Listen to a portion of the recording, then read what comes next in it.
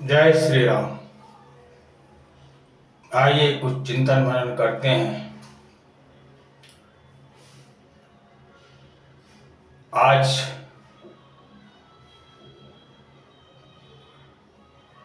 एक भक्त प्रभु से बता रहा है। क्या कुछ बता रहा है? हे प्रभु, नर नादान चतुर अपनी कमियों को माने ना। तो आइए आज यही रचना प्रस्तुत है, सुनते हैं, समझते हैं और चिंतन मनन करते हैं। हमारे आपके तरफ से क्या कुछ गुनाह हो रहा है जिसकी वजह से हम और आप जीवन की पूर्णता से वंचित हैं। तो इसी विषय पर चिंतन मनन करते हैं।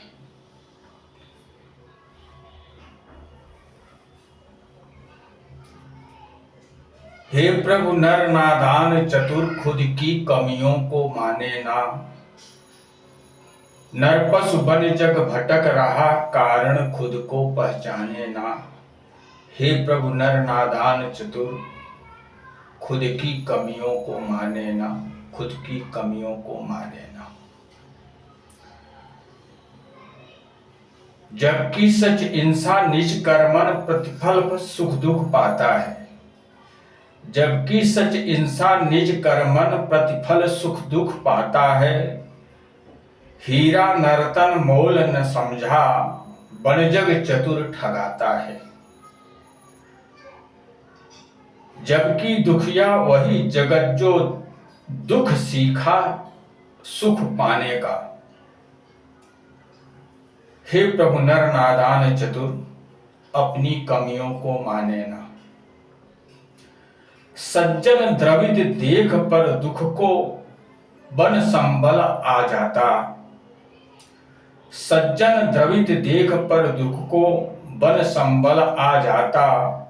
जन की करनी दूर फेंक कर दुख में सुख पहुंचाता।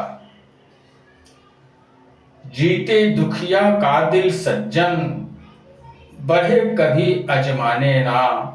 हे प्रभु, नर नादान चतुर अपनी कमियों को माने ना, अपनी कमियों को माने ना। खुद अयोग्य यह समझ सके ना, तुमको पाना चाह रहा। खुद अयोग्य यह समझ सके ना, तुमको पाना चाह रहा। तुमसे अधिक रुचि माया में, कारण दुख भर आह रहा, कारण दुख भर आह रहा।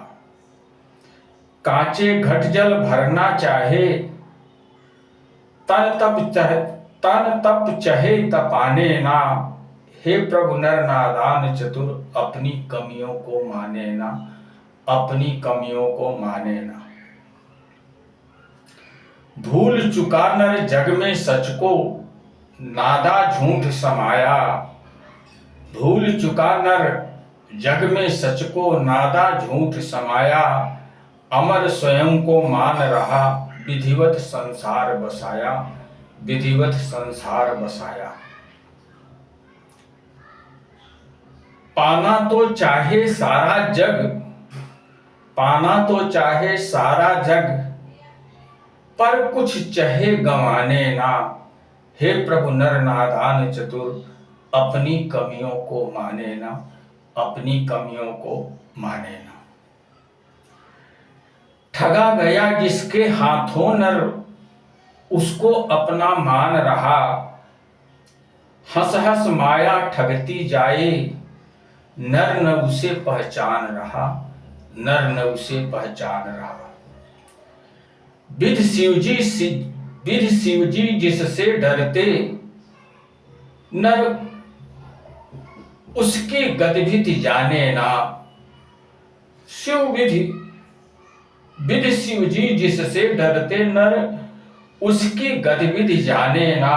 हे प्रभु, नर नादान चतुर अपनी कमियों को माने ना, अपनी कमियों को माने ना। देख मगन सारे जग को, पर खुद को कभी न जाना। देख मगन सारे जग को पर खुद को कभी न जाना, सुंदर काया देख लुभाया कामिनी बना दीवाना, कामिनी बना दीवाना। कंचन कीर्ति खोजता फिरता चंचल चित्त ठिकाने ना, हे प्रभु नर नादान चतुर अपनी कमियों को माने ना, अपनी कमियों को माने ना। नाथ तुम्हारे बिन सब मिट्टी, नाथ तुम्हारे बिन सब मिट्टी, यह नरतन को है भान नहीं, ठगा रहा बिन मोल जगत में, उसका मनमति म्लान नहीं, उसका मनमति म्लान नहीं। शंभु ठगे नर प्रतिपल अपरन, शंभु ठगे नर प्रतिपल अपरन, पर खुद चहे ठगाने ना, हे प्रभु नर नादान चतुर अपनी कमियों को माने ना, अपनी कमियों को माने ना। नर पशु बन जग भटक रहा, कारण खुद को पहचाने ना, कारण खुद को पहचाने ना। ये रचना क्या कुछ बता रही है? आइए आइए इसे तत्व से समझते हैं। एक भक्त इस संसार के लोगों की शिकायत प्रभु से कर रहा है। क्या शिकायत कर रहा है? हे प्रभु, इस संसार के लोग बड़े नादान चतुर हैं, वो कभी अपनी कमियों को मानते नहीं हैं,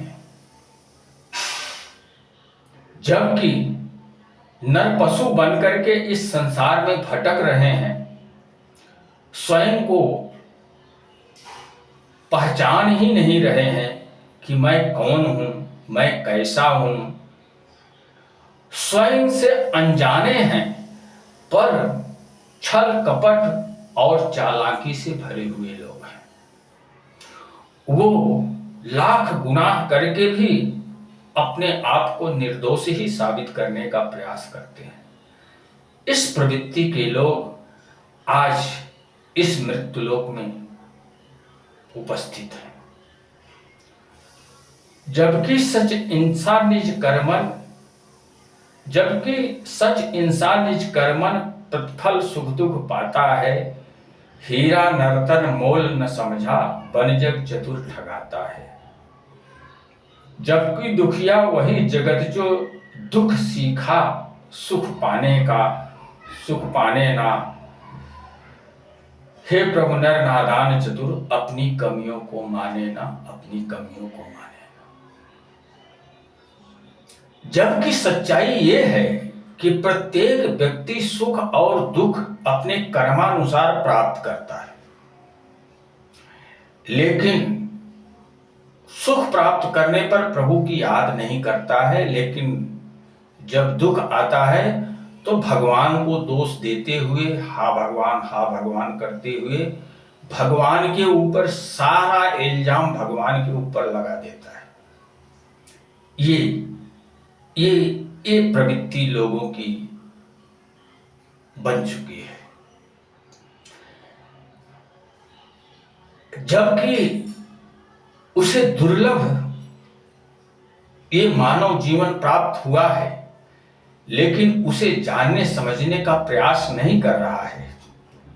बार बार धर्म को त्याग करके अधर्म के मार्ग पर चल करके कुछ प्राप्त कर लेने की इच्छा से वो अधर्मी बन जाता है, और उसी वजह से वो इस संसार में बार बार ठगा जा रहा है। लेकिन उसे ये भान नहीं है कि जो मैं धर्म त्याग करके अधर्म को अपना करके स्वार्थवश कुछ कर्म कर बैठता हूं, उसी वजह से मैं बार बार इस संसार में ठगा रहा हूं। इस चीज का उसे ज्ञान भान नहीं है। जबकि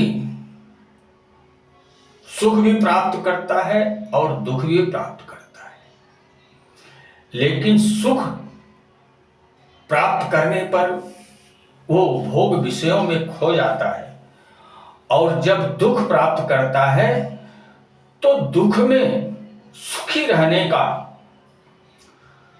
रहने की विधि को सीखता नहीं है।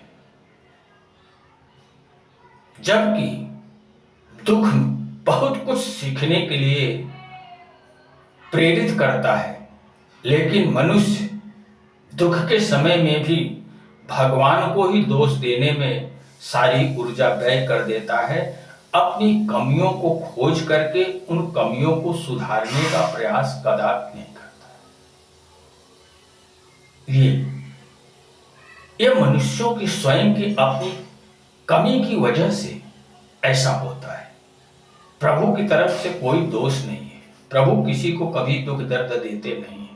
हर व्यक्ति अपने कर्मानुसार ही सुख दुख को प्राप्त करता है, यही अकाट्य सत्य है। लेकिन इस सत्य को मानने के लिए संसार तैयार नहीं है। सज्जन द्रवित देख पर दुख को बन संबल आ जाता, जन की करनी दूर फेंक कर दुख में सुख पहुंचाता।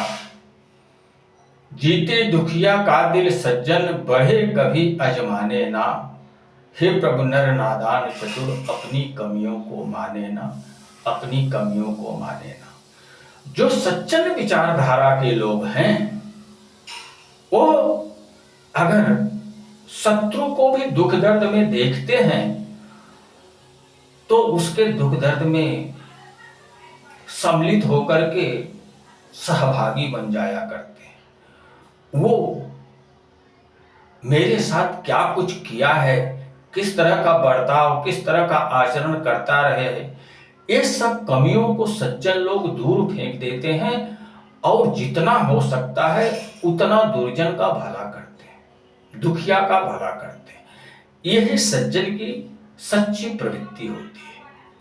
और सज्जन अपनी सच्ची प्रवृत्ति की सच्ची प्रवृत्ति को दिखाते भी हैं। लेकिन जो दुर्जन लोग हैं, अगर सज्जन के ऊपर कभी मुसीबत आ जाए तो वो किसी तरह का कोई सहयोग नहीं करेंगे और अपने घर में बड़े आनंदित होंगे। ये दुर्जनों की पहचान है। ये दुर्जनों की पहचान है। जबकि सज्जन लोग जो होते हैं वो दुखिया के दिल को जीतते हैं। मुसीबत के समय में उसका सहयोग करके, उसकी सहायता करके, उसका संबल बन करके उसके दिल को जीतते हैं। ये सज्जन का कार्य है। किंतु दुर्जन लोग ऐसा नहीं करते। दुर्जन लोग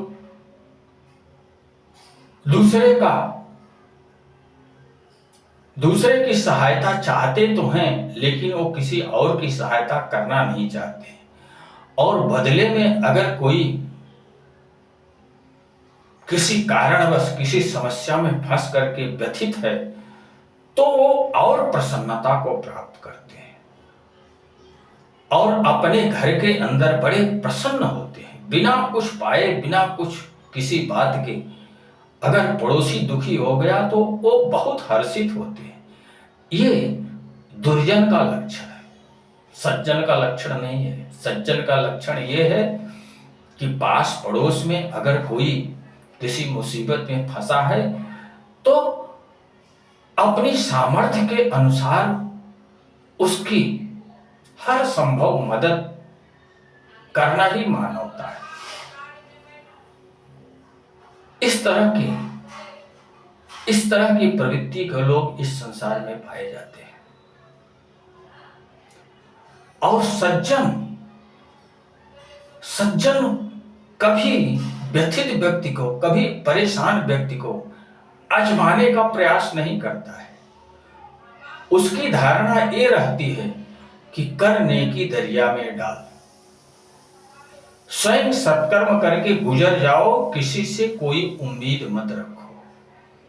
इस विचारधारा के सज्जन होते हैं, क्योंकि ऐसी सोच तो दुर्जनों की होती है कि जो किसी के साथ कभी कोई एहसान कर देते हैं तो वो ब्याज सहित पाने की आशा लगाए रहते हैं। अगर किसी कारण बस वो मनुष्य उनके दुख दर्द में उपस्थित नहीं हुआ तो वो उस दुर्जन का घोर शत्रु बन जाता है। वो अपने एहसान का इतना मोल पाने के लिए व्याकुल रहते हैं, जबकि सज्जन व्यक्ति ऐसा कुछ नहीं करता है। वो केवल नेकी करता है और भूल जाता है। मेरे साथ कौन क्या किया, क्या कौन नहीं किया, इस चीज को वो ध्यान में नहीं रहता है। तो सज्जन और दुर्जन में इस तरह का अंतर होता है। खुद अयोग्य यह समझ सके ना तुमको पाना चाह रहा। खुद अयोग्य यह समझ सके ना तुमको पाना चाह रहा, तुमसे अधिक रुचि माया में कारण दुख भर आह रहा। कांचे घट जल भरना चाहे तन तप चहे तपाने ना, हे प्रभु नर नादान चतुर अपनी कमियों को माने ना। खुद की अयोग्यता, खुद की अज्ञानता को दूर करने का प्रयास नहीं कर रहा है, लेकिन प्रभु को पाने के लिए प्रभु को सहज में ही मुफ्त में ही देख लेने की इच्छा तो रखता है, लेकिन योग तपह ध्यान सज्जनता सत्कर्म ये अपनाने के लिए तैयार नहीं है।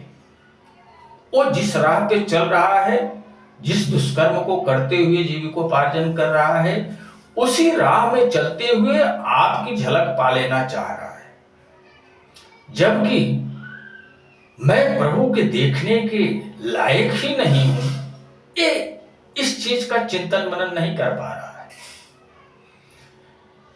वो इस चीज को नहीं समझ पा रहा है कि प्रभु को देखने के लिए प्रभु के योग्य बनना पड़ता है, और योग्य व्यक्ति ही प्रभु को देख सकता है, जान सकता है। व्यक्ति की मानसिकता ऐसी है कि वो चाह रहा है कि मेरे कच्चे घड़े में ही प्रभु अपनी कृपा को भर दे, यही चाह रहा है, जबकि उस घड़े को तपह की अग्नि में तपा करके पकाना नहीं चाह रहा है।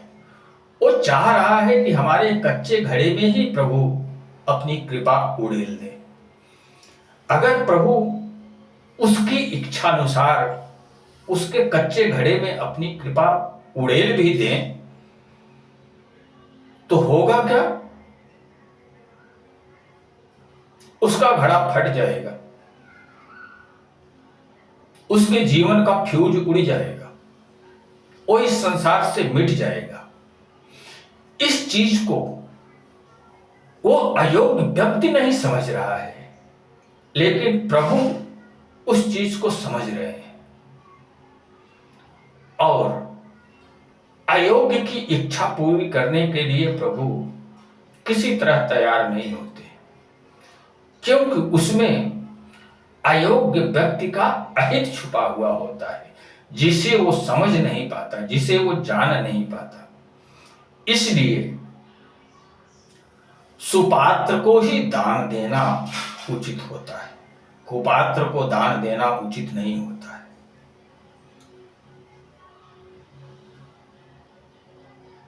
अगर कुपात्र को दान दे दिया गया तो वो उसका दुरुपयोग करेगा, उसका सदुपयोग नहीं करेगा। आजकल देख रहे हो ना, मुंबई में हर सिंघल बिक चुका है। माफिया लोग हर सिंघल पे अपने भिखारी लोगों को खड़ा कर दिए हैं। अगर चौरास्ता है तो चारों कोनों पर 8 भिखारी को लगा दिया है। जब सिग्नल होता है तो गाड़ियां रुकती हैं, और गाड़ियां जब रुकती हैं तो भिखारी लोग कूद पड़ते हैं और हाथ फैला करके भीख मांगना शुरू कर देते हैं। कोई देता है, कोई नहीं देता है, लेकिन इस तरह से बहुत से लोग ऐसे दयालु विचारधारा के भी होते हैं जो 150 रुपया दे देते हैं। इस तरह से वो भिखारी जितना एक मजदूर 8 घंटे 12 घंटा मेहनत करके अथक परिश्रम करके जितना नहीं कमाता है, उससे 2 गुना अधिक भिखारी लोग मुफ्त में फुटपाथ पर खड़ा होकर के कमा लेते हैं।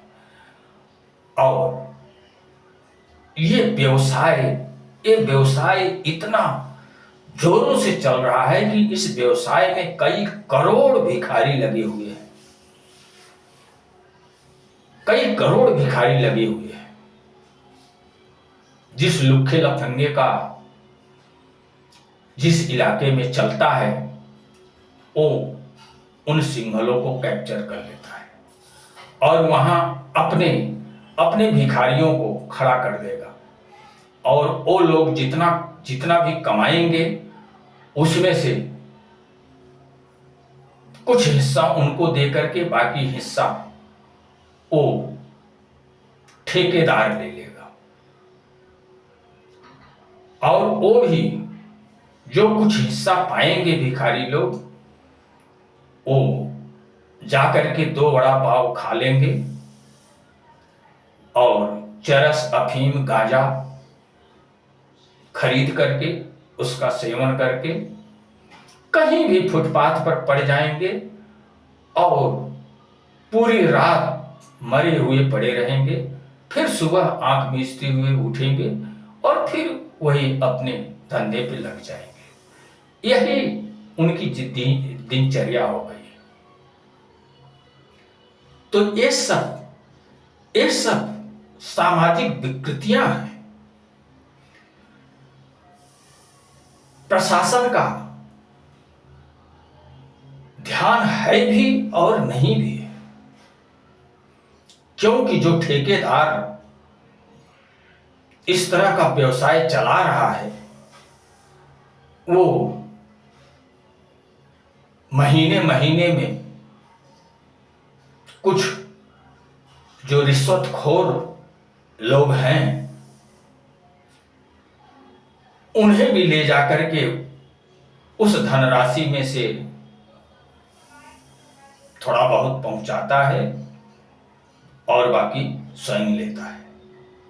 तो इस तरह से ये सब व्यवसाय जो चल रहे हैं, उन भिखारियों को दान दे करके इस व्यवसाय को बढ़ावा दिया जा रहा है। हाँ ठीक है, अगर कोई अपाहिज है, कोई वृद्ध है, कोई संत महात्मा है, ऐसा व्यक्ति अगर आपके सामने से गुजरे तो निस्संदेह उसकी सहायता करना चाहिए। लेकिन इन चर्सी गजेड़ी भंगेड़ी लोगों को पैसा देकर के माता लक्ष्मी का दुरुपयोग किया जाता है, हमारा तो ये मानना है। और इससे इनकी संख्या दिन दूना रात चौगुना बढ़ती ही चली जाएगी। ये एक सामाजिक विकृति है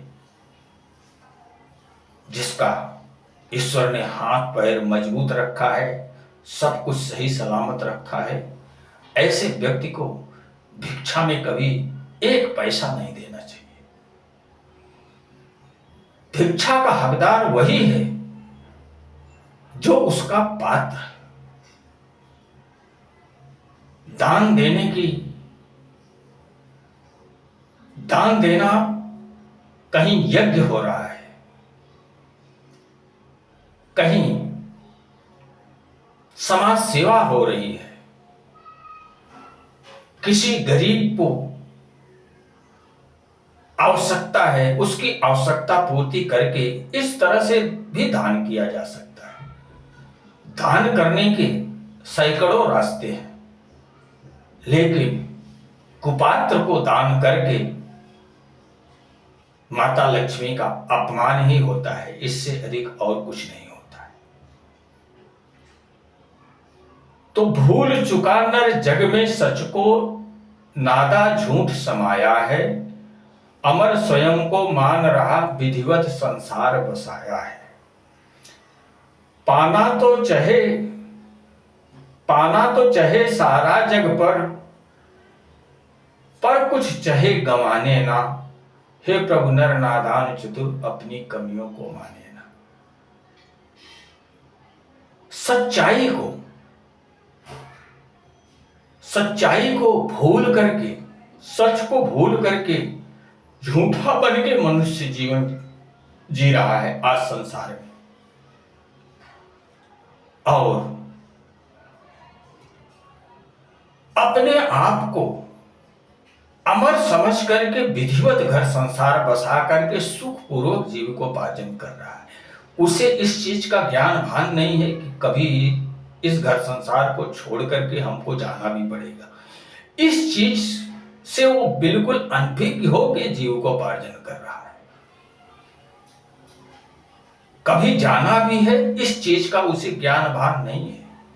वो सोच रहा है कि शाश्वत काल के लिए ये मेरा घर है, शाश्वत काल के लिए ये मेरा परिवार है, शाश्वत काल के लिए ये मेरी दौलत है। यही सोच करके उसका जी भर भर के उपभोग कर रहा है और सारे संसार की दौलत पा लेने की तो इच्छा रखता है, लेकिन अपना कुछ गंवाने की इच्छा नहीं रखता है, अपना कुछ व्यय करने की इच्छा नहीं रखता है। केवल पाने की ही इच्छा करता है, खोने की इच्छा कभी भी नहीं करता है। इस प्रवृत्ति का व्यक्ति आज इस संसार में स्वयं के कर्मों द्वारा ठगा रहा है। ठगा गया जिनके हाथों नर उसको अपना मान रहा, हंस हंस माया ठगती जाए नर न उसे पहचान रहा। जो माया उसे पल प्रतिपल ठग रही है, उसके एक एक सांसों को चुरा करके उसके बचपन को व्यतीत कर दिया, उसकी जवानी को व्यतीत कर दिया, उसके वृद्धापन को भी चुराती चली जा रही है। उस माया से व्यक्ति बेइंतहा प्रेम कर रहा है।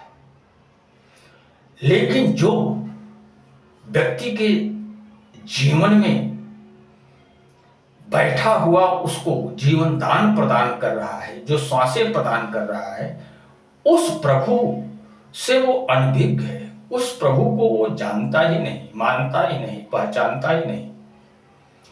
कुछ प्रबुद्ध लोग हैं, गहन चिंतन करने वाले जो लोग हैं, वही प्रभु की श्रद्धा भक्ति संपन्न कर रहे हैं। बाकी तो लोग माया का लुत्फ उठा रहे हैं। कभी हर्षित होकर के नाच रहे हैं, तो कभी भो भो करके रो रहे हैं। यही दो कार्य करते हुए वो अपना जीविकोपार्जन कर रहे हैं।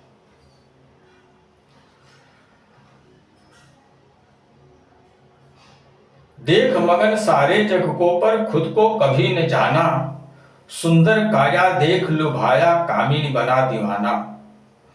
कंचन कीर्ति खोजता फिरता चंचल चित्त ठिकाने ना, हे प्रभु नर नादान चतुर अपनी कमियों को माने ना। तो सारे संसार को देख रहा है, सारे संसार को देख करके हर्षित है, गमगीन है, सब कुछ संसार को देखने में ही व्यस्त है, लेकिन स्वयं को देखने की कभी इच्छा ही नहीं करता है, स्वयं को जानने की कभी इच्छा ही नहीं करता है। संसार को ही देखना चाहता है, स्वयं को देखना ही नहीं चाहता है। इस प्रवृत्ति के लोग इस संसार में निवास कर रहे हैं, जो स्वयं के स्वयं शत्रु है, जो स्वयं का अहित स्वयं कर रहे हैं, ऐसे लोग। संसार को देखो, संसार को देखने के लिए मनाही नहीं है, लेकिन पहले अपने आप को देखो, जानो, तभी समझ सकोगे कि ये संसार क्या है, ये जीवन क्या है, और तभी सच्चा जीवन जी पाओगे। जब तक स्वयं का ज्ञान भान नहीं रहेगा, तब तक न खुद को जानोगे, न संसार को जानोगे, और न ही इस जीवन को जान पाओगे। और इसका परिणाम क्या होगा? इसका परिणाम यही होगा कि आपको उत्थान की जगह पतन प्राप्त होगा। ऊर्ध्व लोकों में जाने की बजाय अधः योनियों में गिरना पड़ेगा। इसका इस तरह भयावह परिणाम होगा। जो नादानी आज लोग कर रहे हैं, जिसे मिथ्या समझ रहे हैं, ये मिथ्या नहीं, यही जीवन की वास्तविकता है। ज्ञान भान न होने की वजह से उन्हें ये चीज मिथ्या लग रही है, लेकिन जीवन की वास्तविकता यही है कि लोग सच से कट करके जीविकोपार्जन कर रहे हैं।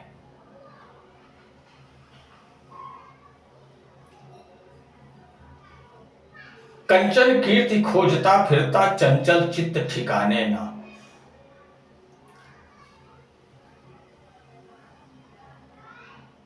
भोग वृत्ति में पागल होकर के ज्यादा से ज्यादा भोग भोगने की इच्छा में, ज्यादा से ज्यादा दौलत एकत्रित करने की इच्छा में व्यक्ति पागलपन में पहुंच गया है। उसका चित्त उसके बस में नहीं है। वो चित्त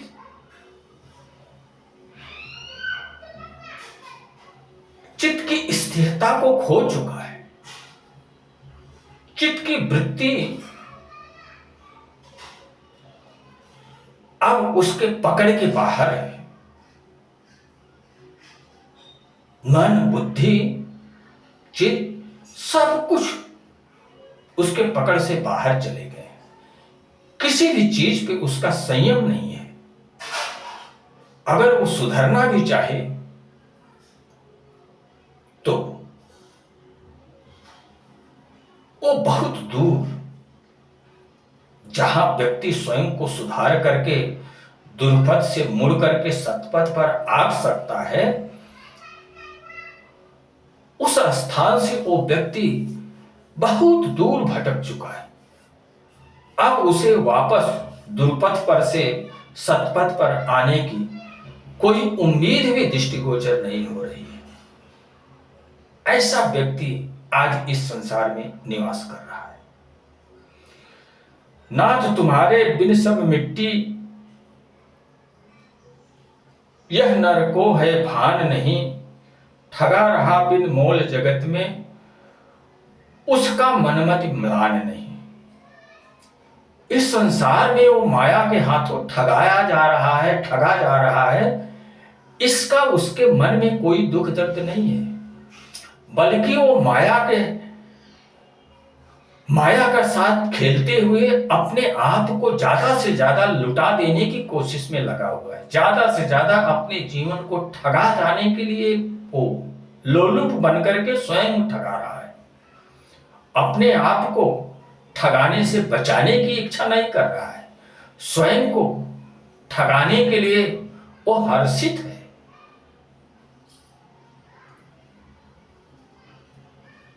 सम ठगे नर प्रतिपल अपरण, पर खुद चाहे ठगाने न। आज का व्यक्ति दूसरे को तो ठगना चाह रहा है, दूसरे का तो लूट लेना चाह रहा है, लेकिन स्वयं का एक पैसा ठगाने नहीं चाह रहा है।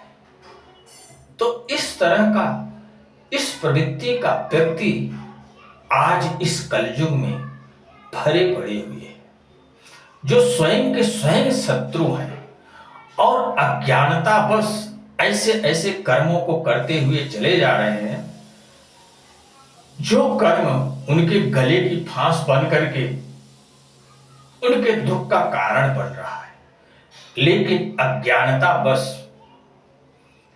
उनको कुछ दिख नहीं रहा है। आंख है फिर भी अंधे बनकर के जीविकोपार्जन कर रहे हैं। कान है लेकिन हितैषी बातें उनको सुनाई ही नहीं दे रही।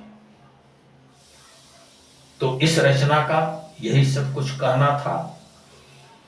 आप लोगों का भी जीवन इसी संसार में चल रहा है। स्वयं में स्वयं महसूस करिए कि हम कितने हद तक सही हैं और कितने हद तक गलत है। अपने जीवन का कितना भला चाहते हैं और अपने जीवन का कितना बुरा चाहते हैं। हम स्वयं के कितने बड़े मित्र हैं और स्वयं के कितने बड़े शत्रु हैं, ये चीज महसूस करो और अपने कर्मों में सुधार लाने का प्रयास करो। क्योंकि चालाकी बस जितने भी कर्म किए जा रहे हैं, ये हर कर्म आपके गले की फांस ही बनते जा रहे हैं। आप कर्म बंधनों में फंसते ही चले जा रहे हो। तो कर्मों की बारीकियों को समझो,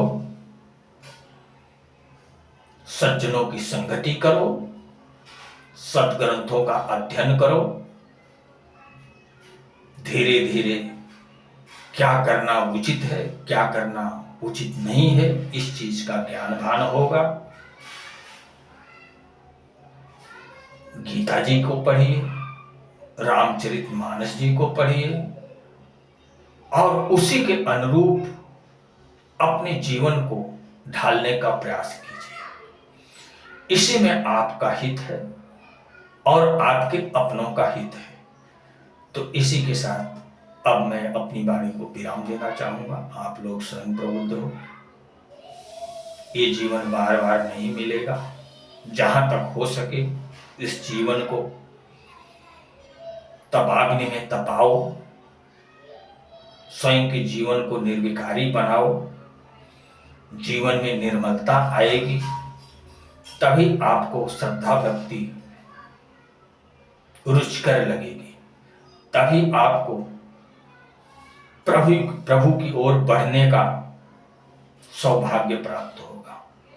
अगर आप अपने आप को निर्मल नहीं बनाओगे तो प्रभु की तरफ बढ़ने की कोई इच्छा जागृत नहीं होगी। आप इसी अधः गर्त में समा करके बार बार जन्मते मरते रहेंगे। जय श्री राम।